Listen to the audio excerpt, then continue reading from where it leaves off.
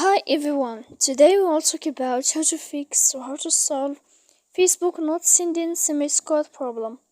To know how to fix or how to solve Facebook not sending SMS code problem, you should just go to settings like this. You will click.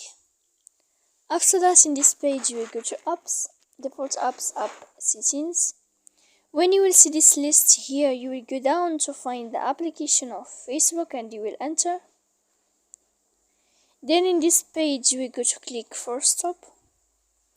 When you will end this, you will enter to storage. After that you will click clear cache. Then you will go to click clear data. And when you will end all this stuff here, as you see, you can turn off your Wi-Fi. So please don't forget to support us by like and subscribe. See you next time in another video.